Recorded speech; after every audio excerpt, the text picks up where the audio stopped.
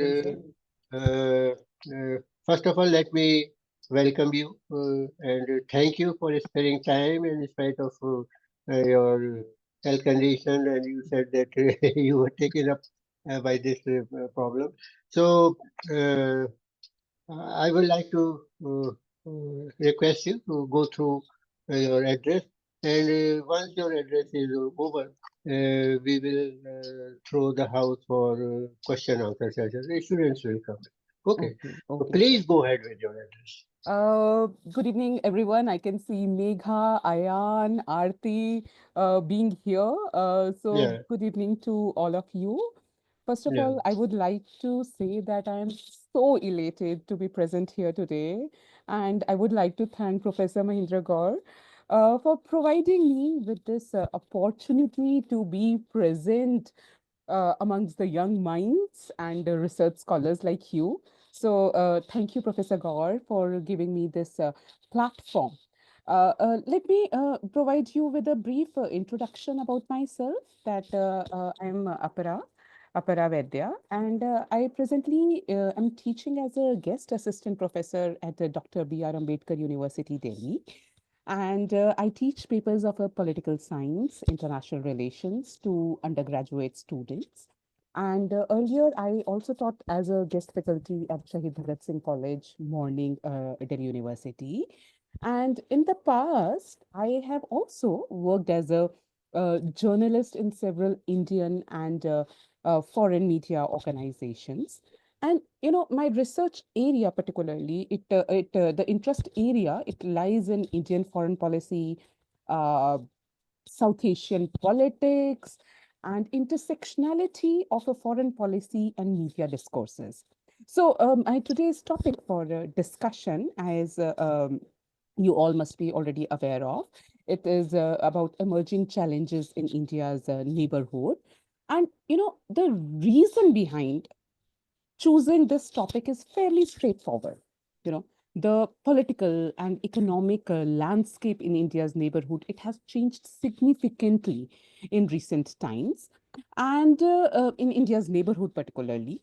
And India faces growing challenge in its attempt to increase engagement in its region in the midst of the rapidly evolving geopolitical landscape. So there have been, a series of popular uprisings resulting in regime changes, broadly deteriorating economic fundamentals, security, defense concerns, which are arising due to the interference also from the third countries. So in I will be primarily talking about these challenges in the present context and not in the historical framework.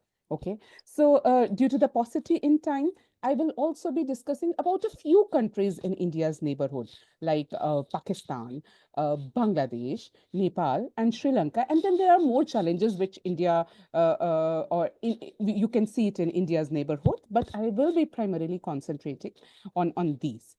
So to begin with, many of you are already maybe aware of what is happening in Pakistan in last couple of years.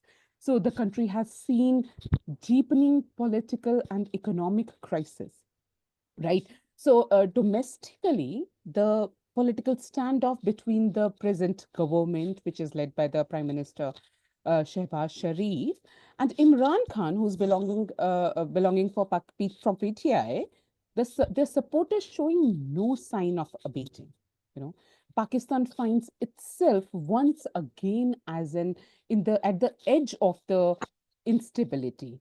So, and if you are aware that Imran Khan has also been in jail since last year, and he is facing numerous charges, which includes corruption, which includes treason, and the PTI, Pakistan Tehreek-e-Insaf, it has been in kind of a protest mode since Imran Khan's government was ousted through a parliamentary vote of a no confidence in previous years.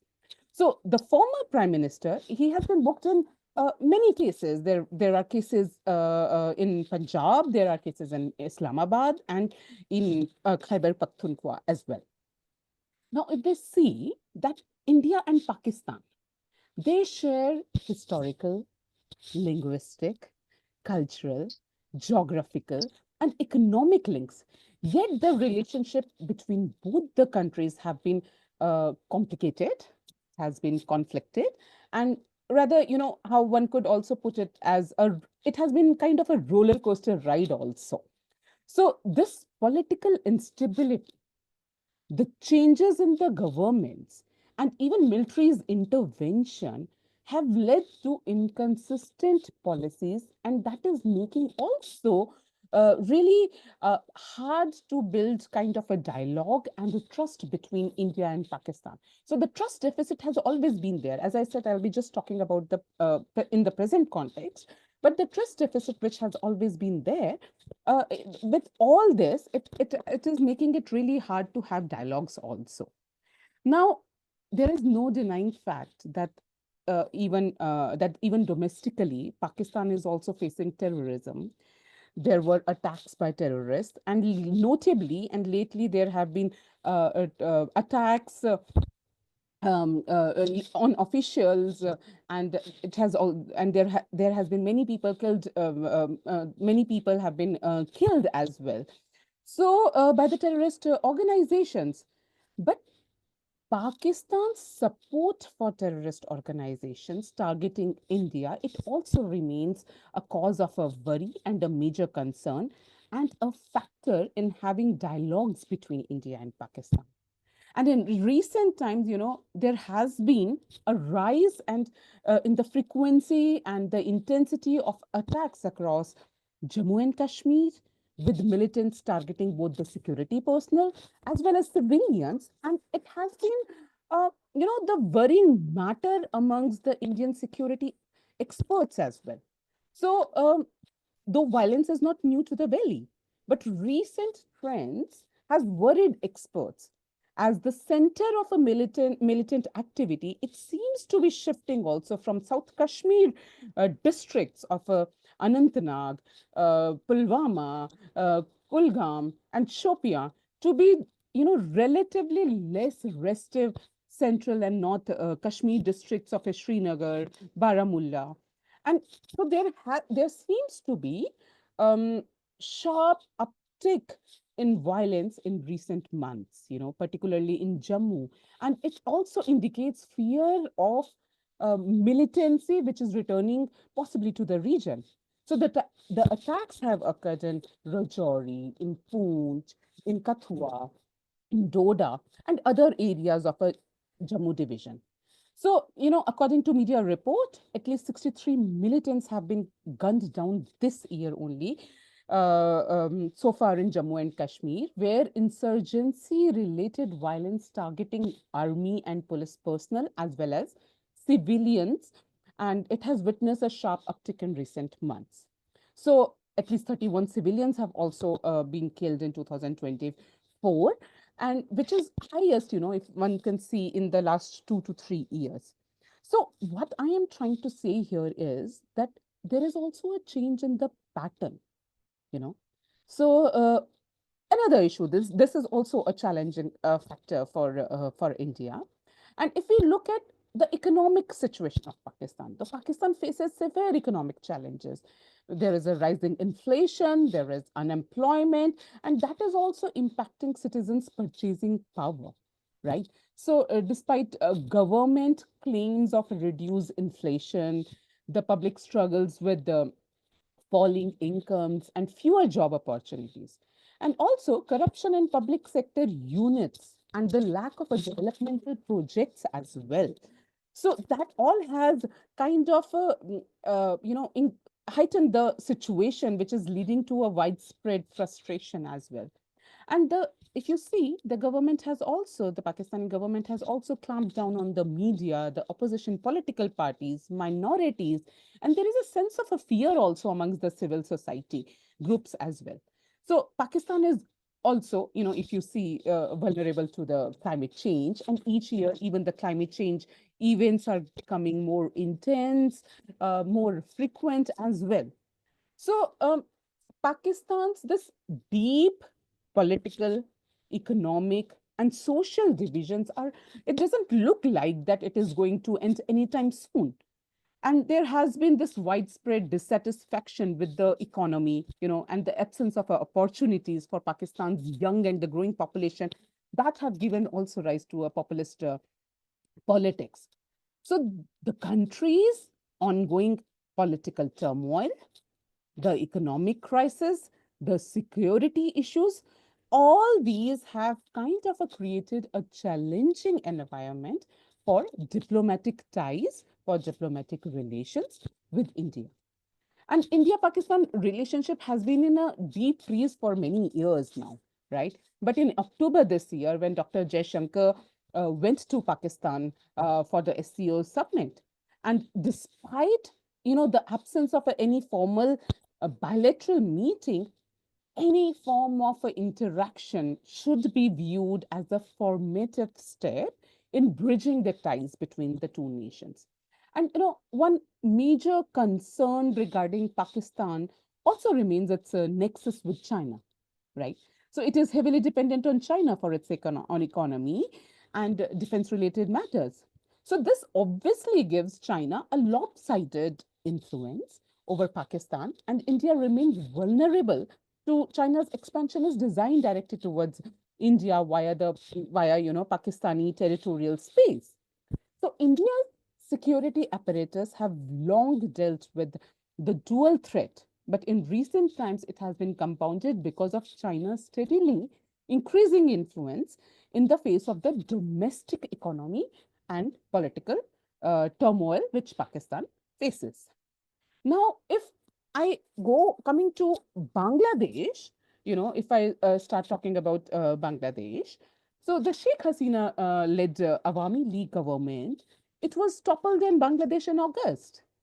And Nobel laureate Muhammad Yunus, he was appointed as the interim head of a state with an advisory body.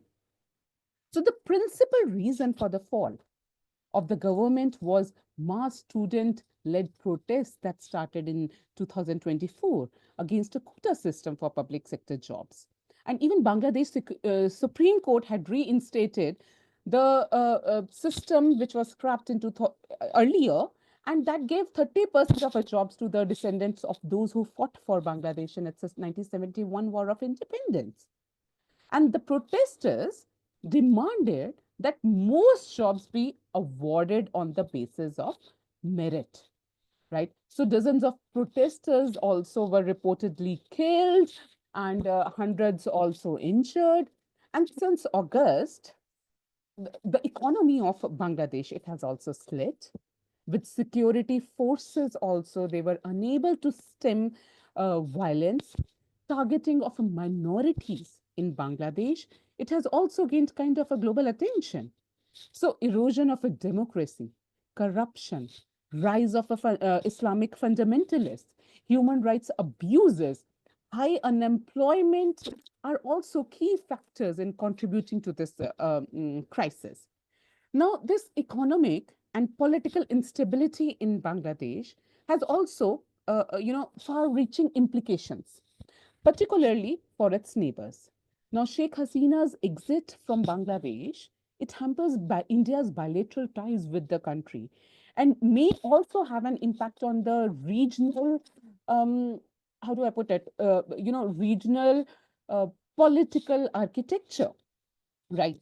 So there is a widespread acknowledgement also in New Delhi that the friendly relations that was nurtured by the Indian leadership and Sheikh Hasina over a period of time, over the years, now faces kind of imminent threat from, the political forces that were opposed to Hasina and the support she received from India, right? So there are many now in Bangladeshi ruling forum, including their advisor, also chief advisor, who believe that India's involvement prolonged Hasina's rule and political oppression of the opposition.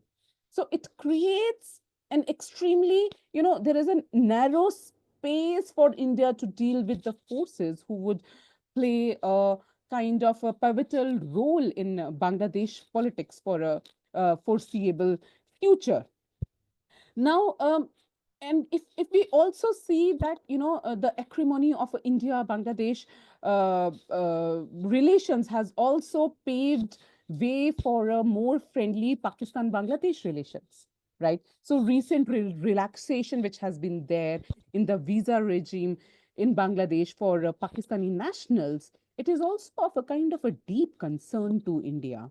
And there is also an actual possibility of Pakistani ISI making deep inroads into Bangladesh to bolster anti-India activities and provide a multi-pronged support system to a range of fundamentalist organizations. And from an economic perspective, if we see, India also has significant stakes in Bangladesh stability and good fiscal health, So India has invested in a lot of several key sectors, which also includes power, which also includes infrastructure, and Indian companies like Tata Motors, Hero Group, Hero Motor Corp. There has been a considerable presence also in Bangladesh. So, however, the political instability, it poses a risk to not just the trade or investment, that kind of a relationship, but also to the security also of India and the potential rise of extremism, terrorism in Bangladesh and in India's immediate neighborhood is a matter of a concern. And as Sir Raja Mohan, he rightly pointed out that India will need much political and diplomatic skill in dealing with the consequences of the fall of the Sheikh Hasina that could rattle the geopolitics of the subcontinent, if not reshape it. Right. So, if we look at now at Nepal, so its present political situation, it remains unstable and complex too. Now, the power struggle between the ruling Nepal Communist Party factions led by KP Sharma Oli and former PM Pushpa Kamal Dahal, and also known as Prachanda. So the internal conflict also, it leads to a fragile alliance and even corruption, which also play a key factor in domestic issue. So also it is interesting to note that Nepal's Prime Minister KP Sharma Oli recently in December, he made his maiden trip to China after becoming the prime after becoming after coming to the power. So it is, it needs to be noticed that it is also a departure from the long held tradition where the newly elected Nepali PM would always come to India as his first overseas trip, right? And Nepal and China also signed agreement as Prime Minister KP Sharma Oli met President Xi Jinping in Beijing, where the two leaders also discussed connectivity, industrial development, infrastructural development, trade, tourism, among other issues. Now, by opting for a trip to China, China first instead of India, uh, Oli has already given rise to, the optics that Nepal under him is looking to bolster ties with China, which, has grave concern for India, security concerns for India. And this shift is also significant, you know, given the tense relationship with the between New Delhi and Beijing, you know. So Oli also risked upsetting important partner India to score a significant domestic political point, which is historically Nepal's closest friend, right? And significantly, there was also a joint statement which was released by Nepal and China on numerous projects. And the joint statements also highlight Nepal's commitment to the One China principle and, its support for China's effort to achieve national reunification while opposing Taiwan independence. So, furthermore, Nepal also reiterated that Tibet uh, uh, affairs are, these are internal matters of China.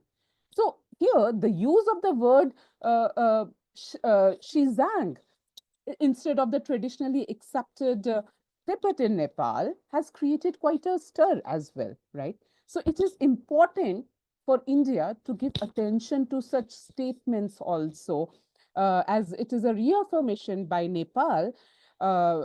Its openness to cultivate a very close partnership with China, which might have long-term implications for India, right? So it also reflects Prime Minister Oli's strategy of leveraging close ties with China to reduce Nepal's reliance on India. And, since being sworn in as a Prime Minister this year, Oli had met Indian Prime Minister also on the sidelines of the United Nations conference in September. Additionally, there has been Nepal's foreign minister visited New Delhi also in August for talks with the external affairs minister. But the signs of a strained ties between India and Nepal were also visible. Whether it was a issue which was issues such as the denial of overflight rights and New Delhi's objection to China's investment or components in India Nepal projects. So if just to give you a little background that how the ties between the two countries came under a strain also in 2020 after Nepal Kathmandu published a political map that showed three Indian territories as part of a Nepal. So in the so so one can see the changing dynamics also here. So now if we look at Sri Lanka, how I see the relationship is that it is not a sore point right now. Okay. So rather, it is one of the brightest spots in India's neighborhood for India's foreign policy objectives. And despite Anurag Kumara and Disanaike's new government being sworn in with the massive majority, which has not been seen in Sri Lankan politics, and traditionally, if we see an anti-Indian politician being in the helm of the affairs, the beginning of the India-Sri Lanka relations under him has been, uh, uh, how I would like to say, is relatively stress-free, and he's presently in India, right? So it is his first overseas visit after being elected as the president. And India has also conveyed its commitment towards advancing bilateral ties by underlining the importance of India's, as in the beginning of the lecture, Professor Gore also mentioned about the neighborhood policy first. And through its also vision of a sagar, which is the security and the growth for all in the region. So in yesterday's joint statement, if we see the two leaders, they reaffirmed that India Sri Lanka bilateral partnership, right?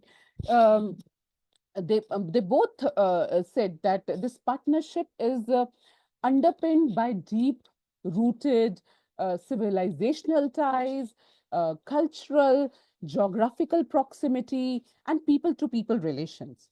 So, President Disanaike conveyed appreciation for the unwavering support which is extended by India to the people of Sri Lanka during and after the unprecedented economic crisis which the country faced earlier. So it is significant to see here that in terms of the strategic and defense cooperation, President Disanaika reiterated that Sri Lanka's, the stated position of not permitting its territory to be used in any manner which is, inimical to the security of India, as well as towards regional stability, right? So the docking of the Chinese missile and satellite tracking ship at Hambantota port in 2022, it had kind of a triggered diplomatic row between India and Sri Lanka. So these promises by the president to keep a balance between competing influence of a China and India in Sri Lanka.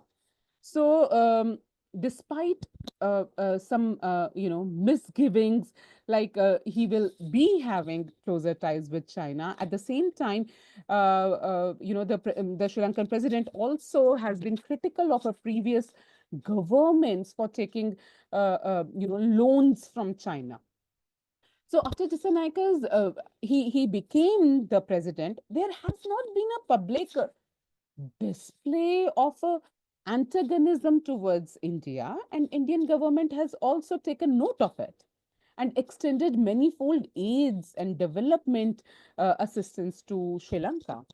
And there has been discussion on the several key areas. Yesterday only, whether it is related to trade, whether it is related to education, science and technology, and the issue related to the Indian fishermen being arrested by the Sri Lankan authorities.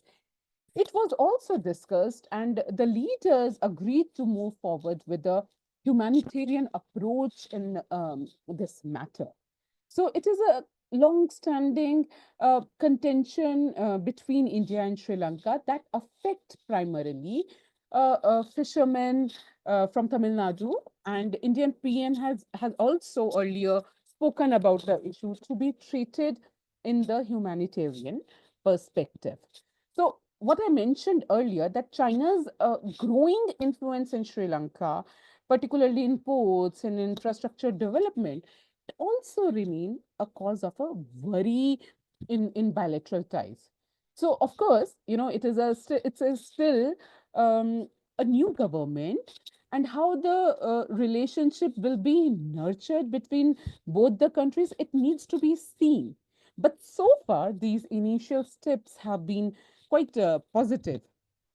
So, in a nutshell, if I have to say that India's immediate neighborhood challenges, these are complex. It needs a comprehensive, I'm sorry, it needs a comprehensive, it needs a nuanced approach to address uh, diverse issues in the region. And India has also reaffirmed its neighborhood first policy. It is a strategic initiative to enhance, strengthen relationship with its immediate neighborhoods. And the policy ensures India's commitment towards peace, towards stability in this South Asian region, right? And, as Professor TV Paul also mentioned, that, the India-Pakistan rivalry, it remains one of the most enduring and unresolved conflicts of present times. And I totally agree with it personally. India has expressed its willingness to engage in dialogues with Pakistan, but provided, it demonstrates the other country needs to demonstrate commitment to address issues, whether it is related to terrorism and all those other conflicting areas. So diplomatic ties, it can be strengthened through dialogue. It will be strengthened through cooperation and people to people ties. It always helps, it helps in bridging certain kind of a gap. But with Pakistan, if we see, it has always been like, um, how do I put it? Taking two steps forward in a positive direction and then one step again backwards, right? So India needs to engage also in a proactive diplomacy and address these country centric approach to deal with these emerging challenges. It needs to foster cooperation since bilateral ties with each of the shared these neighboring countries are built on the foundation of a shared culture, and obviously there is a geographical proximity. And let's not forget that China has already made inroads in India's neighborhood, and in a situation where there is political instability in India's neighborhood, China would try to exploit the situation in whichever, in every possible way. And we all are aware of BRI, in BRI, and how a lot of South Asian countries, they have also, they are also facing a kind of a hard time with it. So here again, India launched the Neighborhood First policy to strengthen its political and economic cooperation with South Asian countries, also to counter China's geopolitical and geostrategic agenda. And China's policy of encircling India, or kind of a string of a pearls theory, which has been working in the South Asian region, have been threatening India, in the context of the BRI expansion in the region.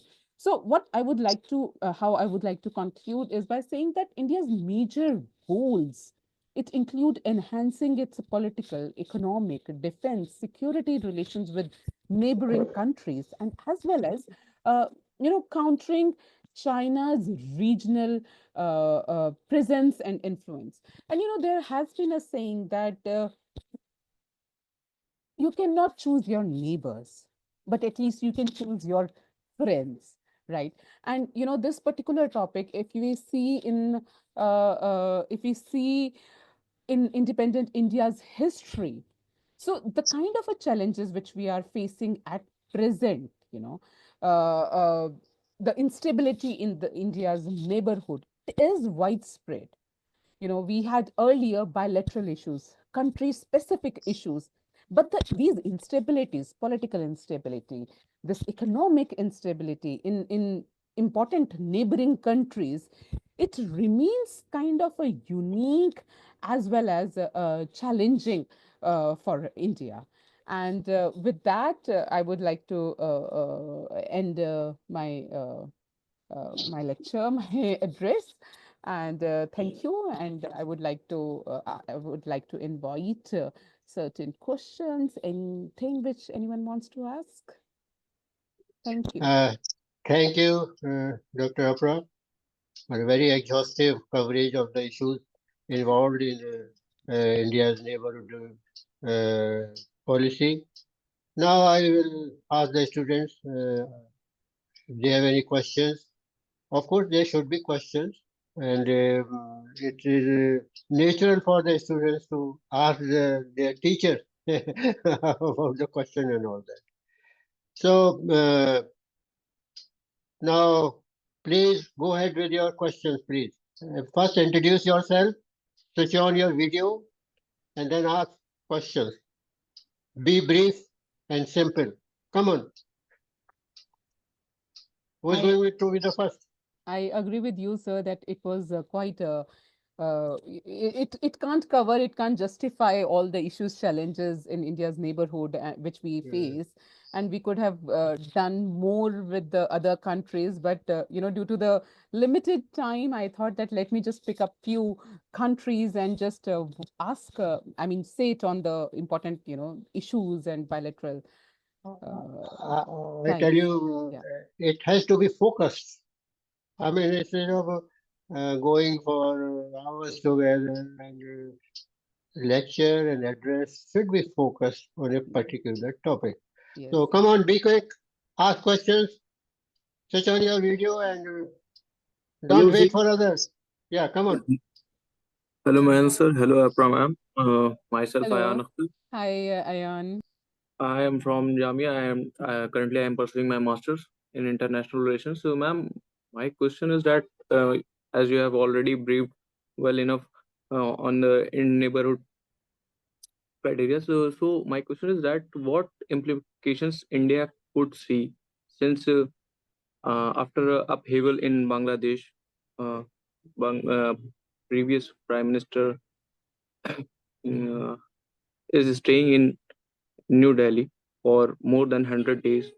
So, don't you think that India's relation to Bangladesh will face some kind of implications?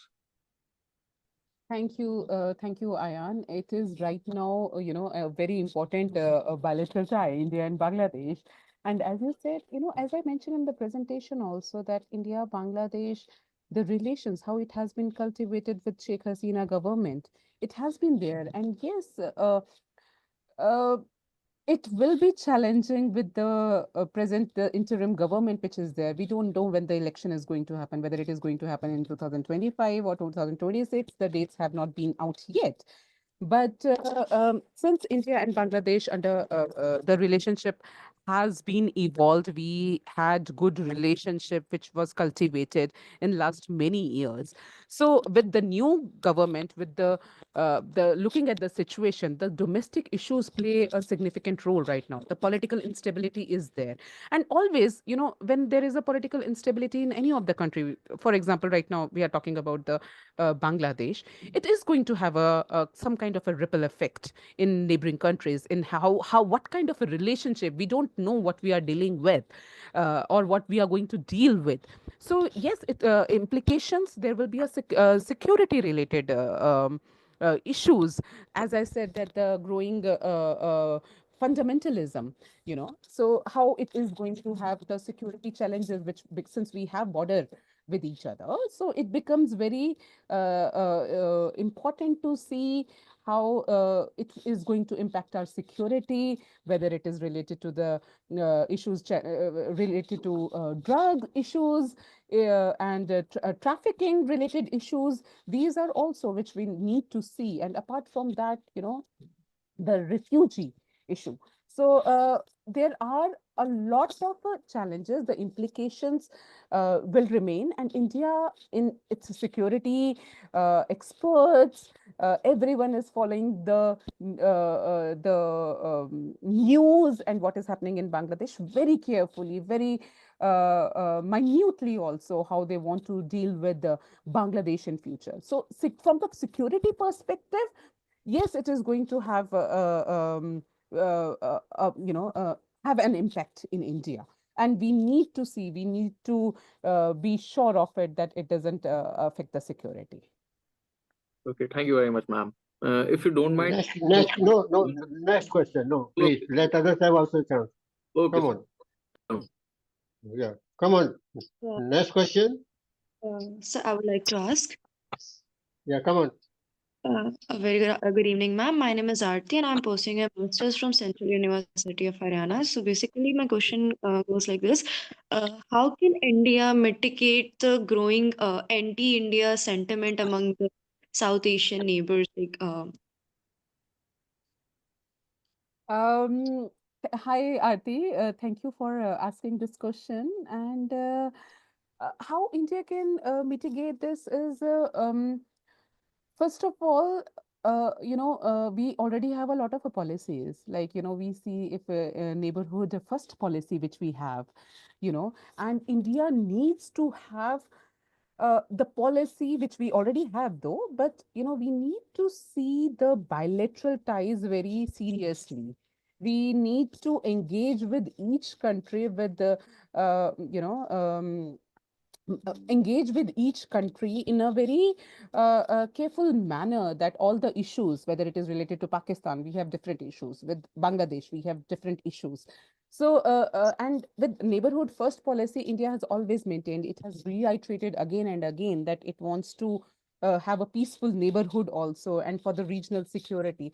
And, if we look even in the past, during the COVID time, India has provided the help also, by providing vaccines. And, if there has been any economic debt crisis, for example, to Sri Lanka, India has provided the help. With Bangladesh, India has been of a good, it has been of a support to Bangladesh also. So I think with it is, it is a, it is not a very it will not happen overnight. If we can see it, one needs to take smaller steps also.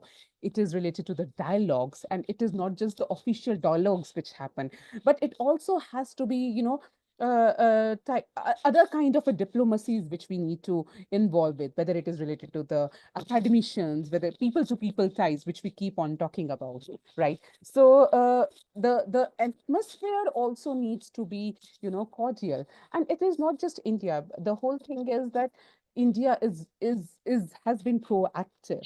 When Indian Prime Minister, when Prime Minister Narendra Modi ji, during his swearing in ceremony, he invited leaders from all the South Asian nations also, right? So India has been taking several steps there. And I think more coordination, more talks, more, the dialogues, eventually that is going to uh, help also, right? Thank you, ma'am. Thank Thank you. you. Thank you, Aarti. Yes, next question. Mega, have you any questions? Come on, be quick.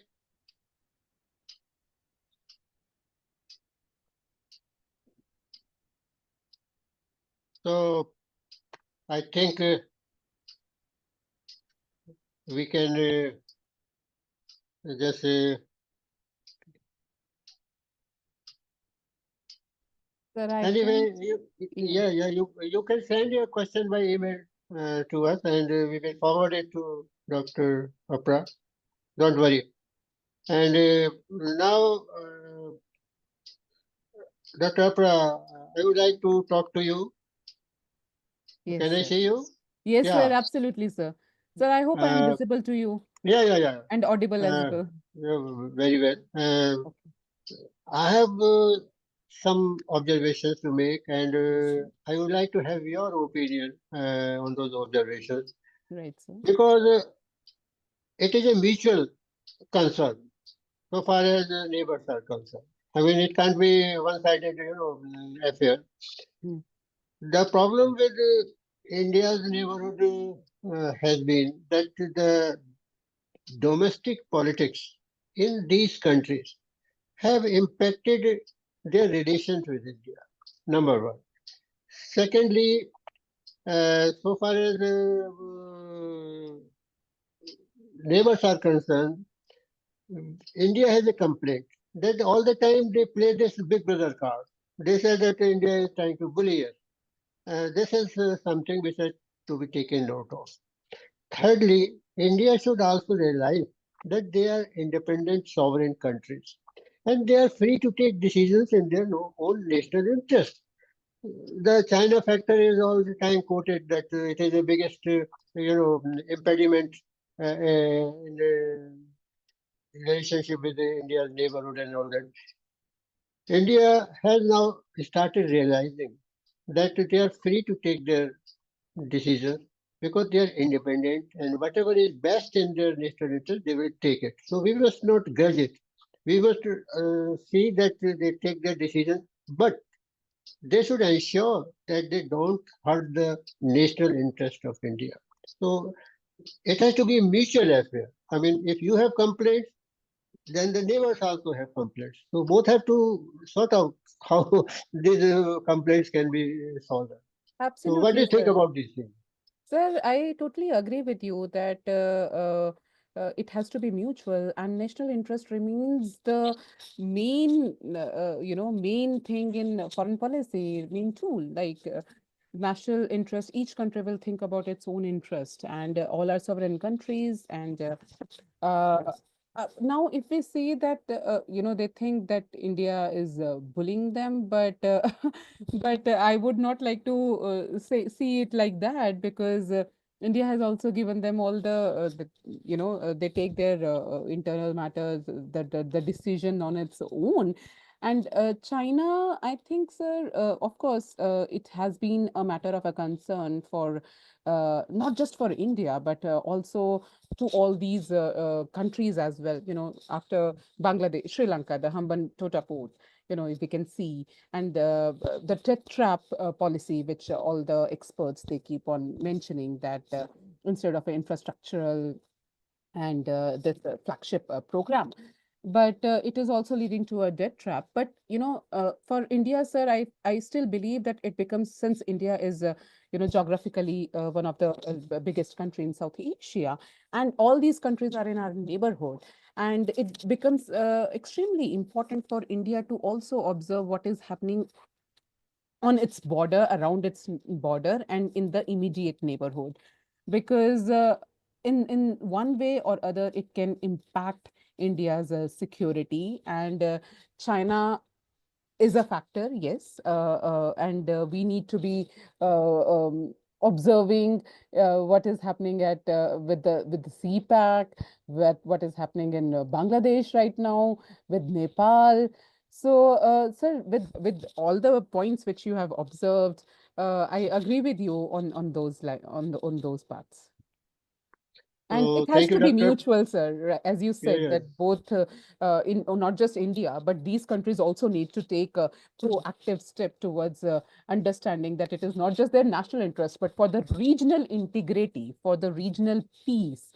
Uh, uh, they are also taking these nation states are also taking constructive steps. Thank you, Dr. Apra, for having spared time, and in spite of all these health issues, you actually agreed No, to thank you for deliver having this. me here, sir. You And know, I'm so glad all the bright minds, Aarti is here, Ayana is and uh, Muskan, I think, is facing some network issues. But all of you are more than welcome to mail to me regarding any doubt, regarding anything. I would be happy to reply to you, to all th- the, thank, to everyone. thank you very much. And with Thank you, your sir. permission, now I would like to close the session. Okay. Thank you, sir. Thank you, sir. Okay, sir. Thank you, everyone. Bye bye.